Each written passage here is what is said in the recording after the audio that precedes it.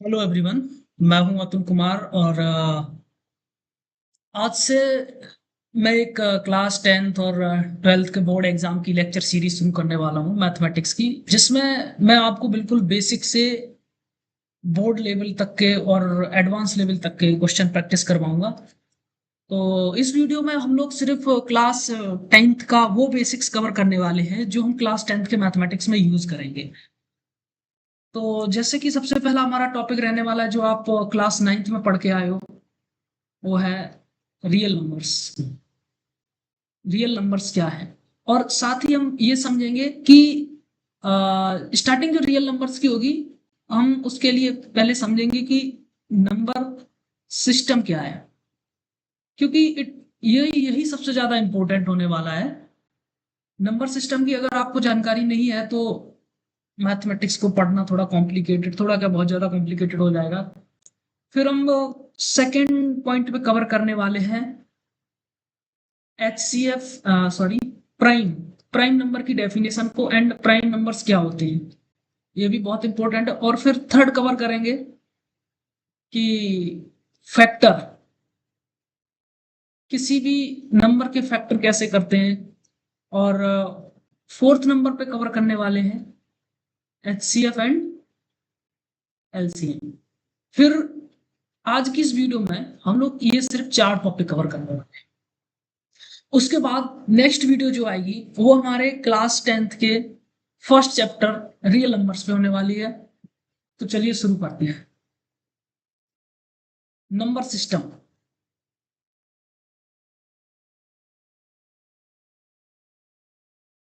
Number system क्या है?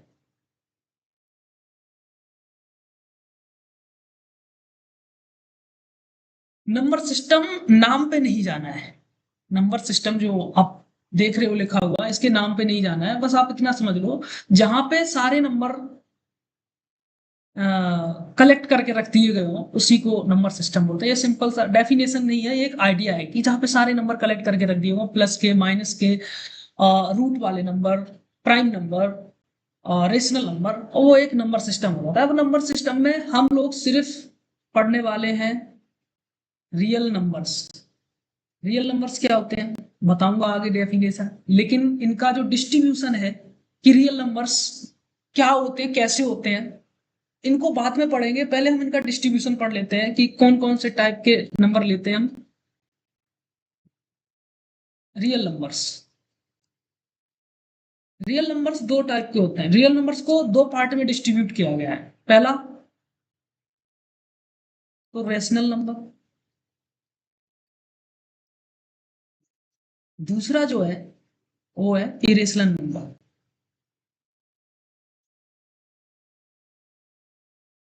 अच्छा, जो रेशनल नंबर होता है उनको हम क्यू से डिनोट करते हैं, और जो इरेशनल नंबर होता है उन्हें हम क्यू सी से डिनोट करते हैं। सी मतलब क्यू कॉम्प्लीमेंट, या हम इसको क्यू डैश, इसको क्यू प्राइम बोलते हैं, इससे भी डिनोट कर सकते हैं। अब जो इरेशनल नंबर होता है वो यहीं पे रुक जाते हैं, लेकिन जो रैशनल नंबर होते हैं इन्हें भी दो पार्ट में डिवाइड करा गया है। पहला तो होता है इंटीजर, और दूसरा होता है नॉन इंटीजर। जब हम इंटीजर की डेफिनेशन को पढ़ेंगे तब समझ में आएगा कि इंटीजर क्या होते हैं और नॉन इंटीजर्स क्या होते हैं। ठीक है।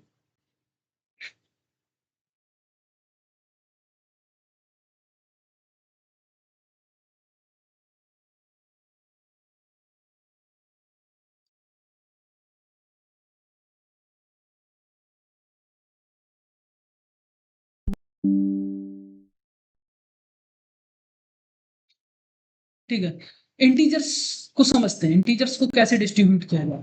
इंटीजर्स को तीन पार्ट में डिवाइड किया गया है। पहला पॉजिटिव इंटीजर्स, दूसरा, साथ साथ नोट्स भी बनाते चलना ताकि आगे दिक्कत ना हो, निगेटिव इंटीजर्स।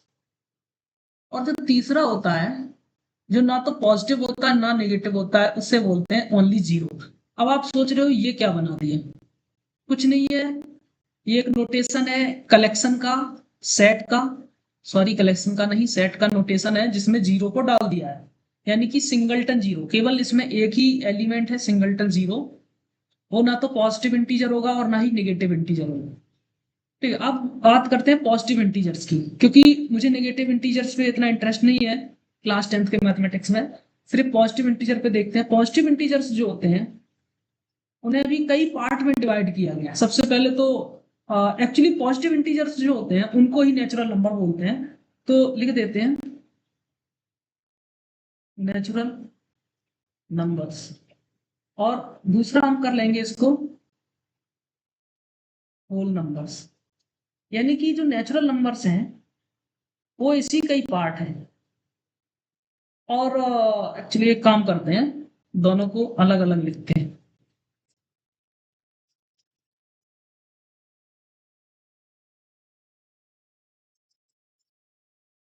जो पॉजिटिव इंटीजर्स हैं इसको हम नेचुरल नंबर्स भी बोलते हैं, ठीक है।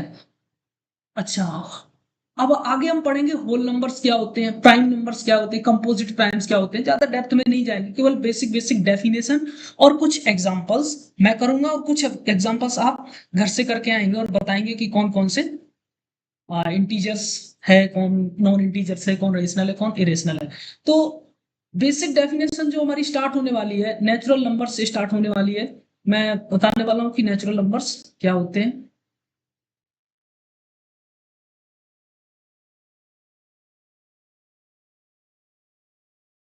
चलो, सबसे पहला जो आता है नंबर सिस्टम में, नंबर्स की अगर बात करें तो सबसे पहले आता है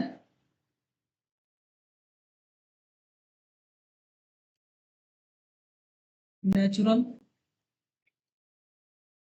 नंबर्स।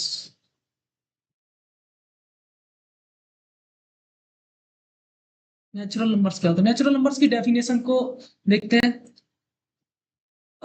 जो काउंटिंग नंबर होते हैं, जैसे कि मुझे तीन चीजें काउंट करनी है, एक दो तीन, ये तीन चीजें हैं, कुछ कुछ भी हो सकता है, तीन ऑब्जेक्ट्स हैं, इनको मुझे काउंट करना है। कैसे काउंटिंग शुरू करोगे, वन टू थ्री, इस तरीके से हम काउंटिंग करेंगे। ऐसा तो पॉसिबल है नहीं कि हम जीरो से शुरू करें फिर वन फिर टू, ये गलत तरीका है किसी भी चीज को काउंट करने का। सही तरीका क्या है, वन से starting, two three four five six ऐसे चीजों को काउंट करते हैं, उन्हें बोलेंगे नेचुरल नंबर। तो इसको इस तरीके से बोल सकते हैं COUN, counting numbers are natural numbers. For example इसको कैसे, example one two three four five six seven, ये क्या हो गए सारे के सारे काउंटिंग नंबर, इनको क्या बोलेंगे हम, नेचुरल नंबर। अच्छा, अब बात करते हैं होल नंबर्स की। होल नंबर्स को मैंने उस टेबल में नहीं बनाया था, ध्यान है मुझे। होल नंबर्स, होल नंबर्स क्या होते हैं, जो होल का मतलब होता है पूरा, होल नंबर्स का मतलब है सारे नंबर कवर हो जाएंगे। एक्चुअली सारे नंबर्स नहीं, अभी तक जितने पढ़े नेचुरल नंबर कवर किया हमने, उसके बाद होल नंबर। होल नंबर का मतलब होता है आप क्या करो, जो नेचुरल नंबर है ना, इसको कैसे डिनोट करते हैं नेचुरल नंबर को, सॉरी मैंने लिखना भूल गया हूँ ना, इसको इस साइन से डिनोट करते हैं, एन के साइन से, और ये एक एक्स्ट्रा लाइन। नेचुरल नंबर को इस तरीके से डिनोट किया जाता है, ठीक है। और इसको बंद कर देते हैं इस ब्रैकेट के अंदर।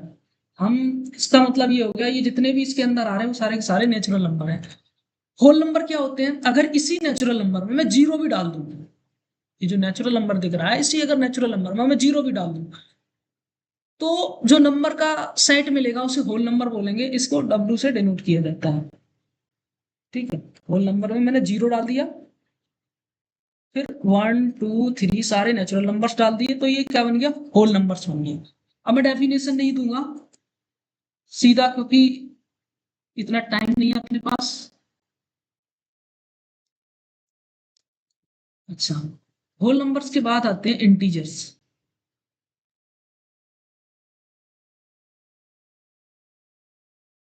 इंटीजर्स क्या होते हैं? अपने पास नेचुरल नंबर भी आ गए और होल नंबर्स भी आ गए। अब बात करते हैं इंटीजर्स की। जितने भी नेचुरल नंबर्स हैं, जितने भी होल नंबर्स है, वो सब के सब इंटीजर्स है। देखो, एक ध्यान से एक रियल लाइन देखो, एक नंबर लाइन, इसको क्या बोलते हैं? Number line. नंबर लाइन पे आपने क्लास 9th में देखा होगा किस तरीके से नंबर डिस्ट्रीब्यूट होता है। इधर होता है 0, फिर 1, फिर 2, फिर 3, फिर 4, और ऐसे करके dot dot dot dot dot ये नंबर लाइन इधर बढ़ती चली जाती है। और जीरो के लेफ्ट में जितने भी नंबर होते हैं वो सारे के सारे निगेटिव, -1, -2, -3, डॉट डॉट -4। अब यहाँ पे जितने भी नंबर आपको दिख रहे हैं ना इस रियल लाइन पे जो मैंने प्लॉट किए, वो सारे के सारे इंटीजर्स है। क्या है? इंटीजर्स, मतलब पूरे पूरे नंबर। ठीक है, तो इंटीजर्स को हम जेड से भी डिनोट करते हैं इस तरीके से, या हम इसको आई से भी कभी कभी डिनोट कर देते हैं। ठीक है, इंटीजर्स को। तो इसमें क्या क्या आएगा? लेफ्ट साइड के, जीरो के लेफ्ट साइड के क्या क्या आएंगे? -3, -2, -1 और 0। अब जीरो के राइट में क्या आएगा? 1, 2, 3, 4, 5। सिंपल। काउंट करने के लिए नेचुरल नंबर की रिक्वायरमेंट होती है, उनके जस्ट निगेटिव नंबर जो होंगे वो भी, और जीरो के साथ में उनका पूरा जो सेट होगा उसे इंटीजर्स बोलेंगे। ठीक है, अब आते हैं, इंटीजर्स आ गया। देखो, ये जो इंटीजर्स है जीरो के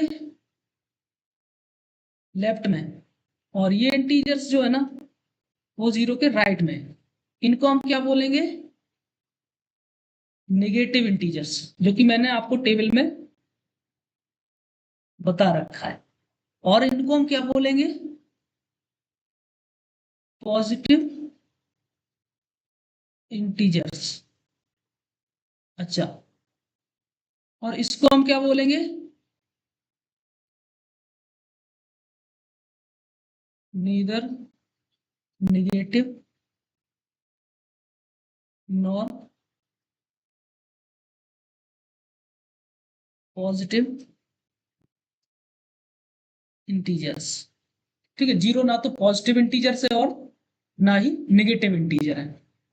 चलो ठीक है, अब आगे बढ़ते हैं। इंटीजर्स कवर हो गए, positive integers, negative integers, whole number. अब बात करते हैं हम रैशनल नंबर की। ये बहुत ही इंपॉर्टेंट, ये बहुत ही इंपॉर्टेंट होने वाला है। रैशनल नंबर अगर ये समझ आ गया तो रियल नंबर्स का पूरा चैप्टर आपको समझ आ जाएगा। इवन क्लास 9th का भी समझ में आ जाएगा।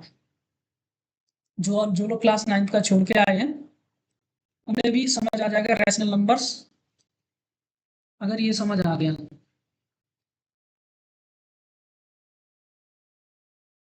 Rational numbers. ठीक है, रैशनल नंबर्स क्या होते हैं? देखो, ऐसे नंबर जिनको हम पी अपॉन क्यू के फॉर्म में लिखते हैं, पी अपॉन क्यू के फॉर्म में। तो देखो, अ नंबर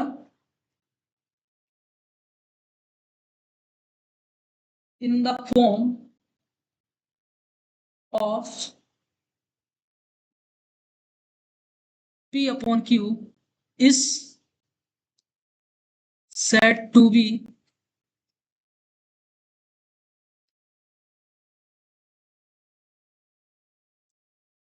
rational numbers। ठीक है, P अपॉन Q क्या है, P क्या है, Q क्या है, ये डिसाइड करने वाले हैं नंबर्स। यानी कि जिन नंबर्स को हम P अपॉन Q के फॉर्म में लिखते हैं उन्हें क्या बोलते हैं? Rational number. अब देखो, इंटीजर्स हम पढ़ चुके हैं, जीरो भी पढ़ चुके हैं, नेचुरल नंबर्स भी पढ़ चुके हैं और होल नंबर्स भी पढ़ चुके हैं। ठीक है, अब देख लेंगे P upon Q where P is equal to integers. अब इंटीजर्स है तो इसका मतलब है वो जीरो भी हो सकता है, वो एक पॉजिटिव इंटीजर्स भी हो सकता है, और वो एक नेगेटिव इंटीजर भी हो सकता है। ये पॉजिटिव और नेगेटिव का मैंने नोटेशन लिख दिया है। अब आगे से पॉजिटिव और नेगेटिव जब भी कभी लिखेंगे तो प्लस वी के लिए पॉजिटिव, माइनस वी के लिए नेगेटिव भी लिखूंगा। क्यू, क्यू जो है कभी जीरो नहीं होना चाहिए। जब भी हम किसी भी नंबर को पी अपॉन क्यू के फॉर्म में लिखेंगे तो क्यू को कभी भी जीरो नहीं लेंगे। जैसे कि जैसे कि कुछ इस टाइप से, ये नहीं होना चाहिए। क्यू जो है वो ये नहीं होना चाहिए, सॉरी,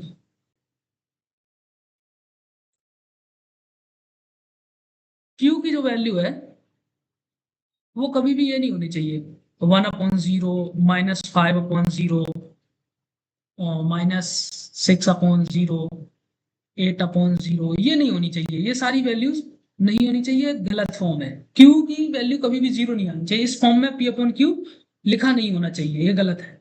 ठीक है, तो क्यू नहीं 0 और इसका मतलब है एंड, साथ ही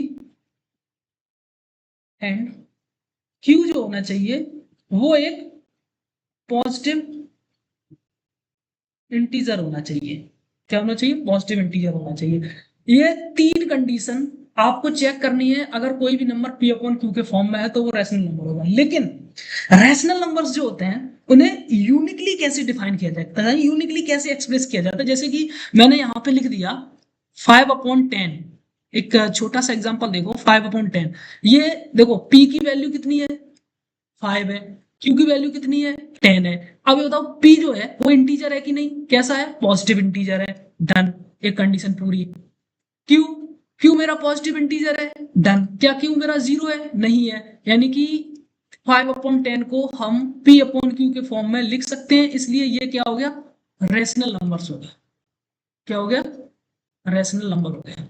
बट एक चीज नोटिस करो आप यहाँ पे, एक चीज नोटिस करने के लायक है कि हम 5/10 को 5 1 5, 5 2 10, इसको हम 1/2 भी तो लिख सकते हैं 5/10। यानी कि ये नंबर और ये नंबर दोनों सेम ही है, 5/10 और 1/2। लेकिन आप नोटिस करो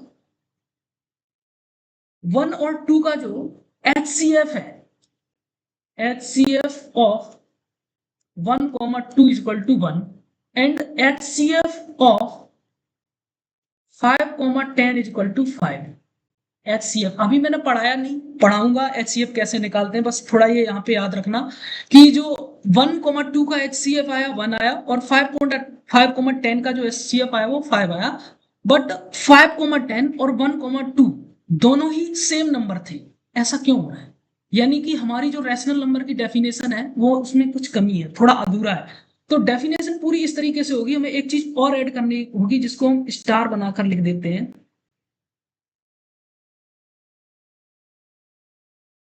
GCD of P, Q is equal to 1।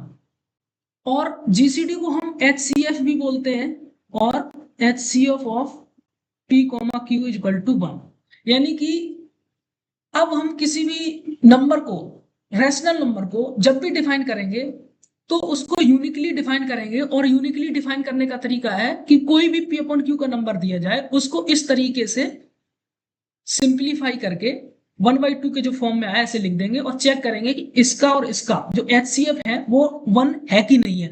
इस चीज को मैं क्यों इतने अच्छे से बता रहा हूं, उसका रीजन ये है, जब भी हम प्रूव करेंगे कि √2 जो है वो एक रैशनल नंबर नहीं है, तो √2 को रैशनल नंबर प्रूव करने के लिए ये 3 कंडीशन, पहली P का इंटीजर होना, Q का नॉन जीरो होना और Q का पॉजिटिव होना, ये तो लगाएंगे ही लगाएंगे। साथ में ये चौथी कंडीशन है, नाम देता हूं, first, second, third and fourth. यानी कि 4 कंडीशंस को चेक करना पड़ेगा कि क्या ये सेटिस्फाई करता है कि नहीं करता है। उसके बाद ही हम बता पाएंगे कि ये रैशनल है कि इरेशनल है।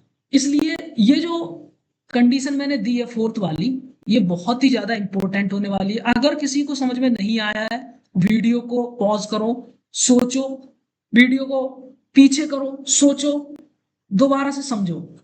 ये बहुत इंपॉर्टेंट होने वाला है रैशनल नंबर का डेफिनेशन, क्योंकि रैशनल से ज्यादा, इरेशनल से ज्यादा रैशनल्स पे काम होगा। और जब भी कोई इरेशनल का क्वेश्चन आएगा तो उसको हम इस रैशनल की डेफिनेशन से ही लिखेंगे। मैंने आपको बताया था कि रैशनल नंबर को हम क्यू से डिनोट करते हैं। तो इसको लिखने का एक तरीका दिखाता हूँ। इसको हम इस तरीके से भी लिख सकते हैं, एक कॉम्पैक्ट फॉर्म, जिसको हम बोलते हैं compact form of rational number की जो डेफिनेशन है, रैशनल नंबर की जो डेफिनेशन है उसको कॉम्पैक्ट फॉर्म में कैसे लिखते हैं। देखो, रैशनल नंबर को जो क्यू से डिनोट करते हैं, सबसे पहले तो ये तो मैंने आपको बताया कि जो रैशनल नंबर होता है और उसको क्यू से डिनोट करते हैं। बट अगर हम स्टैंडर्ड तरीके से डिनोट करें, ये तो नॉर्मल क्यू है, तो स्टैंडर्ड तरीके से हम क्यू को ऐसे डिनोट करेंगे। रैशनल नंबर की डेफिनेशन एक लाइन खींच देंगे, ये हो गया स्टैंडर्ड तरीका। अब यहां से लग रहा है कि हाँ, ये जो नोटेशन है वो रैशनल नंबर का है। इक्वल टू सेट फॉर्म में कैसे लिखते हैं, इसको बोलते हैं सेट फॉर्म, जो कि आप क्लास 11th में पढ़ोगे। ठीक है।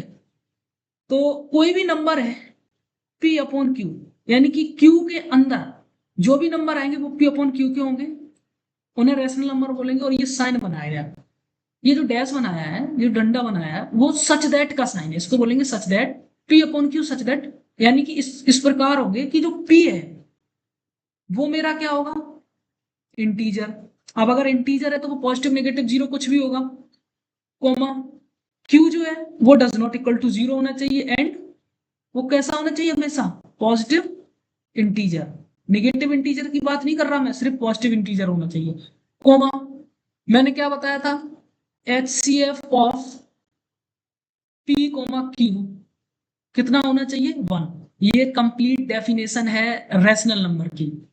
कैसी डेफिनेशन है, कंप्लीट डेफिनेशन है रैशनल नंबर की। बट एक चीज मैं आपको और बताना चाहूंगा कि आपने क्लास 9th में रैशनल नंबर की एक डेफिनेशन और पढ़ी होगी, वो उस जो डेफिनेशन थी टर्मिनेटिंग एंड रियकरिंग वाली, जो डेफिनेशन थी जिसमें नंबर्स बार बार रिपीट करते थे, उसको, वो भी एक डेफिनेशन थी। और इरेशनल नंबर की भी आपने ऐसे एक डेफिनेशन पढ़ी होगी, नॉन टर्मिनेटिंग नॉन रियकरिंग टाइप की। और वो डेफिनेशन हम यहाँ यूज ही नहीं करेंगे, इसलिए हम उस डेफिनेशन को नहीं पढ़ने वाले हैं, केवल हम ये डेफिनेशन पढ़ने वाले हैं।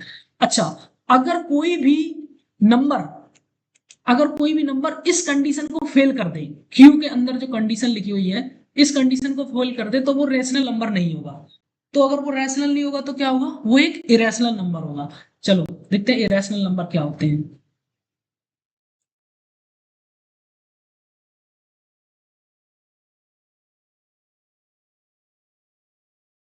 इरेशनल नंबर, ठीक है। इरेशनल नंबर क्या होते हैं, those number not are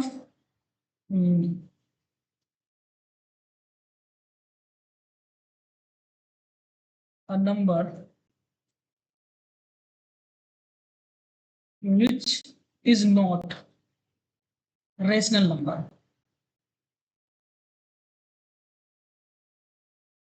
rational number ऐसा नंबर जो कि रेशनल नंबर है ही नहीं। जब वो रेशनल नंबर नहीं है तो वो हमारा एक इरेशनल नंबर बन जाएगा, is called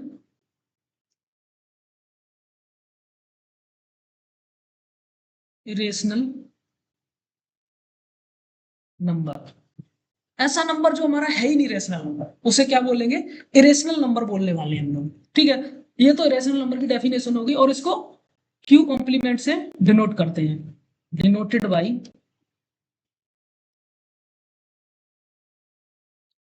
denoted by Q C और क्यू डैश, इसको क्यू प्राइम भी बोलते हैं, ठीक है, इससे डिनोट करते हैं। अब जब भी कभी आपसे पूछा जाए कि कोई भी नंबर इरेशनल नंबर है कि नहीं है, तो मुझे बस इतना चेक करना है कि वो क्यू की कंडीशन को सेटिस्फाई करता है कि नहीं करता।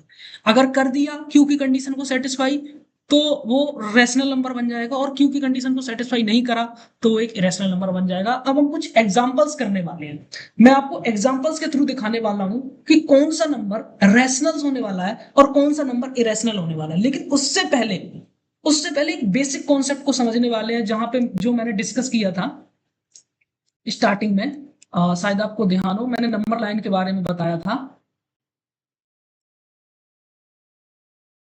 ये, हाँ ये जो मैंने आपको नंबर लाइन बताई थी, ये, इसको समझ लेते हैं कि कोई भी नंबर लाइन है उस पे नंबर कैसे डिस्ट्रीब्यूट होते हैं, नंबर कैसे रखे होते हैं। एक बहुत अच्छे एग्जांपल से मैं आपको समझाता हूँ, बड़ा बहुत ही इंटरेस्टिंग टॉपिक है ये।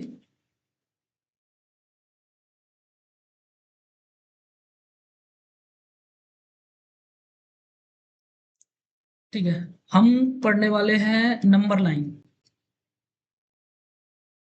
डेफिनेशन नहीं दूंगा, केवल मैं आपको समझा दूंगा कि नंबर लाइन क्या है, और उस पर कोई भी नंबर जो होते हैं वो कैसे डिस्ट्रीब्यूट होते हैं, मैं समझाने वाला हूँ यहाँ पे, बस इतना ही।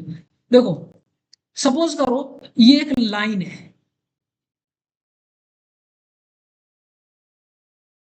लाइन थोड़ी ठीक है।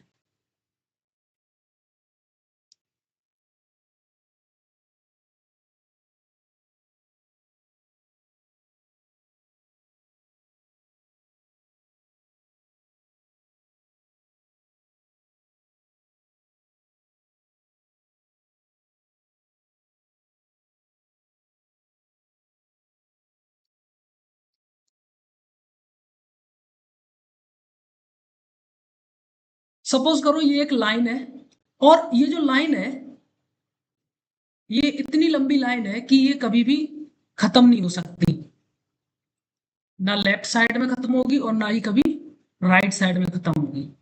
मैंने क्या करा, इस लाइन के बिल्कुल सेंटर में मैंने एक मिरर लगा दिया। क्या लगा दिया? मिरर। मिरर आप पढ़ रहे होगे साइंस में, मिरर का क्या काम होता है, वही काम हम लोग मिरर का यहां पे यूज करने वाले हैं। अब इस मिरर को एक नाम दे दिया मैंने, जीरो। क्या नाम दे दिया? जीरो। मिरर का नाम है जीरो। मैंने क्या करा कि मिरर के साइड में मैंने एक नंबर दिया 1। क्या दिया? 1। अब मिरर में क्या होगा, इसकी एक इमेज दिखाई देगी। ठीक है, मिरर में इसकी इमेज दिखाई देगी, और जो इमेज होगी वो इसके जस्ट अपोजिट होगी। तो अपोजिट के लिए हम क्या करेंगे, एक नेगेटिव साइन लगा देंगे। मान लेते हैं वो इमेज इसकी यहां पे दिखाई दी, मान लेते हैं कि इसकी इमेज यहां पे दिखाई दी, तो वो किस टाइप की होगी? -1। मतलब इसकी जो डायरेक्शन है और इसकी जो डायरेक्शन है, इसकी डायरेक्शन इस साइड होगी और इसकी डायरेक्शन इस साइड होगी। ठीक है, दोनों की डायरेक्शन अपोजिट होने की वजह से एक पे प्लस एक पे माइनस लगा दिया। अब मान लेते 2 यहां पे, तो 2 अगर यहां पे है तो -2 कहां पे होगा? इतनी ही डिस्टेंस, 0 से लेके 2 तक की जो डिस्टेंस है, सेम डिस्टेंस लेफ्ट साइड 0 से लेकर के -2 तक की होगी। तो -2 यहां पे होगा, -3 सॉरी, ये मिरर बना के मैं सिर्फ समझा रहा हूं, ये एक्चुअल कॉन्सेप्ट नहीं है। अगर 3 यहां पे है तो -3 यहां पे होगा, 4 यहां पे है तो -4 यहां पे होगा। ऐसे करके आप देखोगे पूरी नंबर लाइन पर इंटीजर्स आ जाएंगे। क्या आ जाएंगे? इंटीजर्स। लेकिन आप एक चीज नोटिस करो, चलो एक नई नंबर लाइन बनाते हैं, उस पर समझाता हूं।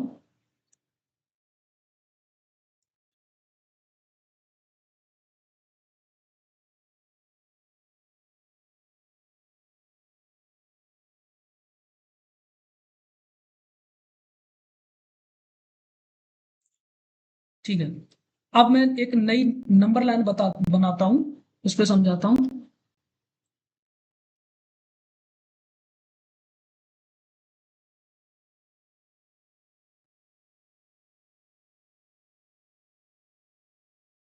ये एक नंबर लाइन है, तो इस पे कैसे नंबर डिस्ट्रीब्यूट होते हैं? सेंटर में आएगा 0, 1, 0 के लेफ्ट में -1, -2 अगर यहाँ पे है तो -3 यहाँ पे होगा, सॉरी -2, -3 यहाँ पे है तो +3 यहाँ पे होगा, -4 यहाँ पे, सॉरी यार, इधर 0 के लेफ्ट में सारे नंबर नेगेटिव और 0 के राइट में सारे नंबर पॉजिटिव। इस तरीके से यहाँ पे ऐसे ऐसे सारे इंटीजर्स आ जाएंगे। लेकिन एक बात बताओ मुझे, इस पे मैंने 0 के लेफ्ट में राइट में जितने भी हैं वो सारे के सारे पॉजिटिव हैं, और 0 के लेफ्ट में जितने भी हैं वो सारे के सारे नेगेटिव हैं। यानी कि 0 के लेफ्ट में पॉजिटिव इंटीजर, और 0 के जो 0 के राइट में पॉजिटिव इंटीजर, और 0 के लेफ्ट में सारे के सारे नेगेटिव इंटीजर्स कवर हो गए। पर इस पे अभी रेशनल नंबर्स कवर नहीं हुए हैं, नहीं रेशनल नंबर कवर हुए हैं, ऐसा आपको लग रहा है, लेकिन इस पे सारे नंबर कवर हो गए। और इसी नंबर, चूंकि सारे नंबर कवर हो गए, इस वजह से इसी लाइन को, नंबर लाइन को हम, इसी नंबर लाइन को हम रियल लाइन भी बोल देते हैं। क्यों? क्योंकि इस पे सारे रियल नंबर्स आ जाएंगे। कैसे आ जाएंगे? देखो, आप नोटिस करो 0 और 1 के बीच में कुछ गैप है, इस गैप में भी तो कुछ नंबर आएंगे ना। मैं आपसे पूछूं 0 और 1 के बीच में कौन सा नंबर आएगा, तो आप क्या करोगे? 0 + 1/2, इसका एक एवरेज ले लोगे। 0 और 1 का, 0 और 1 का जब एवरेज लोगे तो 1/2 = 0.5। 0 पॉइंट कहां पे आएगा? 5, बिल्कुल जस्ट 0 और 1 के मिडिल में 0.5 आ गया। अब आप नोटिस करो 0.5 इंटीजर नहीं है, क्योंकि 0.5 को मैंने 1/2 लिखा है। 1/2 कैसा था मेरा? पिछले वाले क्वेश्चन में मैंने आपको बताया था एक रेशनल नंबर था। इसका क्या मतलब हुआ? यानी कि 0 और 1 के बीच में क्या है? रेशनल नंबर भी आएंगे, बहुत सारे रेशनल नंबर आएंगे, इनफाइनाइट। इनफाइनाइट का मतलब जिन्हें काउंट ही नहीं किया जा सकता, इतने सारे रैशनल नंबर्स आएंगे। अब तो फिर अगर रैशनल नंबर आ गए तो अब ये बताओ कि इरेशनल नंबर कहाँ पे जाएंगे? ऑब्वियस है, जो रैशनल नहीं होंगे वो इरेशनल बन जाएंगे। अच्छा, इरेशनल क्या होते हैं? जैसे कि मैंने आपको बोला अंडर रूट 2, क्या अंडर रूट 2 को आप पी अपॉन क्यू के फॉर्म में लिख सकते हो? चलो देखते हैं, चेक करते हैं। अंडर रूट 2 को अंडर रूट 2 अपॉन 1 लिख दिया, सॉरी, एक यहाँ पे नए तरीके से।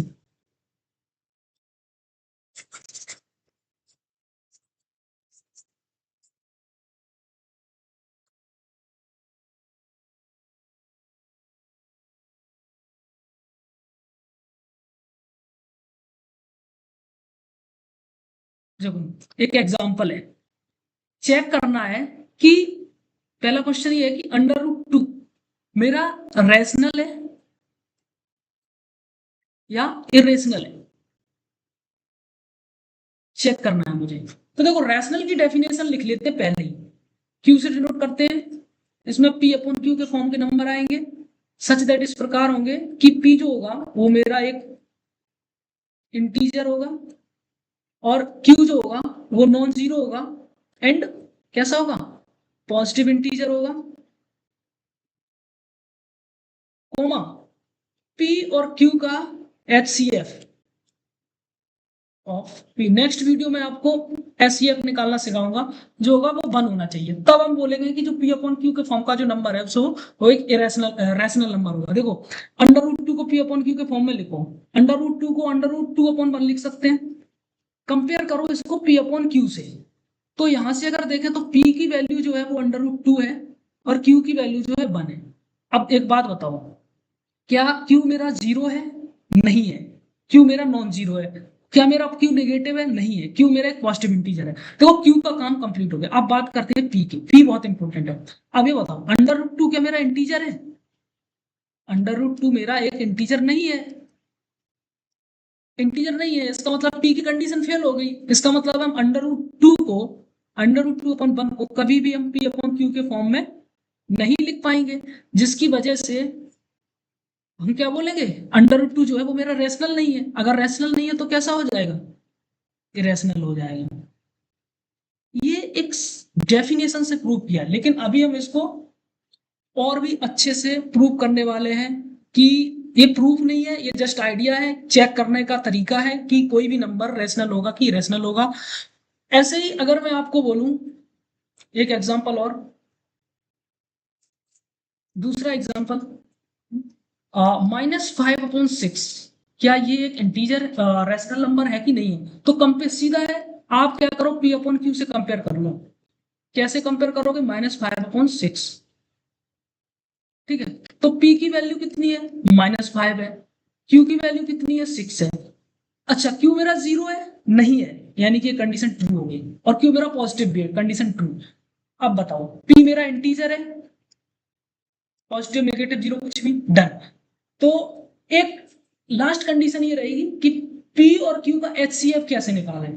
तो देखो एचसीएफ निकालने के लिए हम क्या करते हैं कि जो नेगेटिव साइन है उसको छोड़ दो, ये जो नेगेटिव साइन है 5 का, ये जो नेगेटिव साइन है इसको छोड़ दो, केवल 5 और 6 का एचसीएफ निकालो। एचसीएफ कैसे? डिवीजन एल्गोरिथम से, 5 वन जा 5, कितना बचा? 1। अब इस 1 से इस 5 को डिवाइड कर दो, कितना बन जा? 5 1 5 5, रिमाइंडर 0। ये जो बचा है वही मेरा होगा एचसीएफ, और कितना है? 1। 5 और 6 का एचसीएफ कितना आया? एचसीएफ 5 और 6 का जो एचसीएफ आया वो 1 आया, 1 आया। यानी कि जो पहली कंडीशन थी ये भी ट्रू, दूसरी कंडीशन ये भी ट्रू और तीसरी कंडीशन भी ट्रू। इससे क्या पता चला मुझे कि -5/6 जो है वो एक रैशनल नंबर है।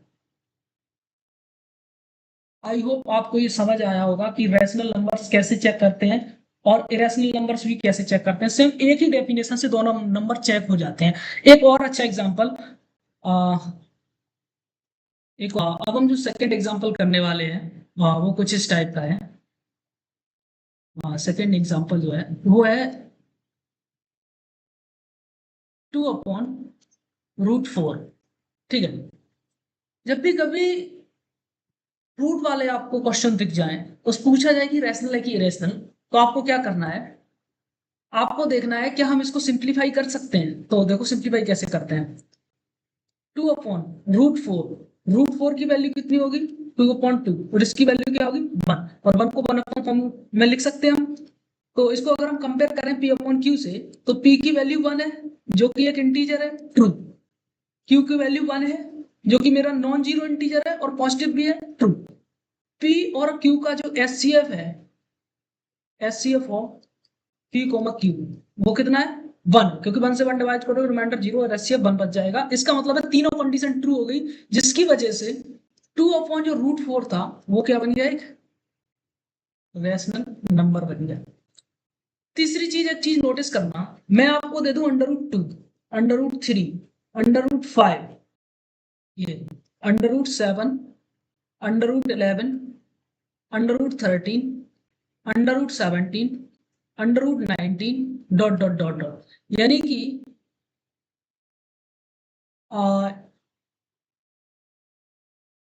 in the roots all the numbers are prime number। Prime, देखो रूट्स के अंदर जितने भी नंबर आपको दिख रहे हैं सारे के सारे प्राइम नंबर हैं, और हम इसको कभी भी सॉल्व नहीं कर सकते। जैसे कि √11 है, √11 की वैल्यू, जैसे जिस टाइप से मैंने √4 की वैल्यू को इस तरीके से लिखा था 2 × 2, तो इसको मैं ऐसे लिख सकते हैं 2 की पावर 2 और √2, और √2 की जो वैल्यू होती है मुझे पता है 1/2 होती है, और इससे ये कैंसिल हो जाता है तो आंसर 2 आ जाता है, जो कि एक रैशनल नंबर होता है। पर हम किसी भी प्राइम नंबर के लिए नहीं कर सकते, इसलिए जितने भी प्राइम नंबर्स होते हैं और उनमें रूट लगा होता है, तो वो जितने के भी प्राइम नंबर्स के ऊपर रूट लगा होता है वो सारे के सारे कैसे होते हैं, इरेशनल, क्योंकि वो रैशनल नहीं है, इरेशनल नंबर। ये चीज नोट करना है। अब मैं कुछ एग्जांपल्स दे रहा हूं जो कि आपको खुद से ट्राई करने हैं।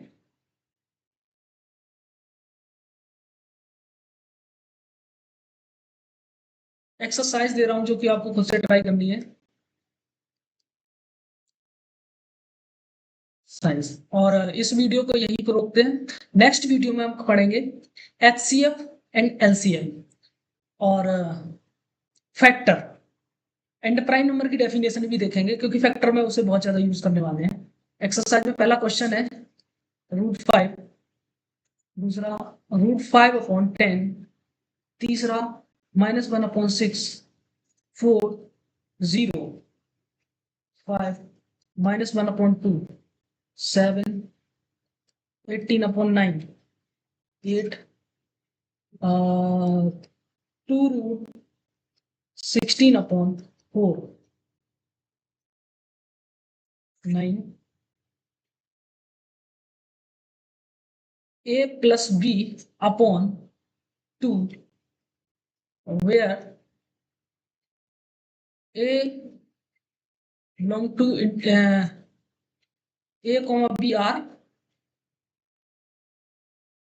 integers, thus a√b where a is natural number and b is prime number.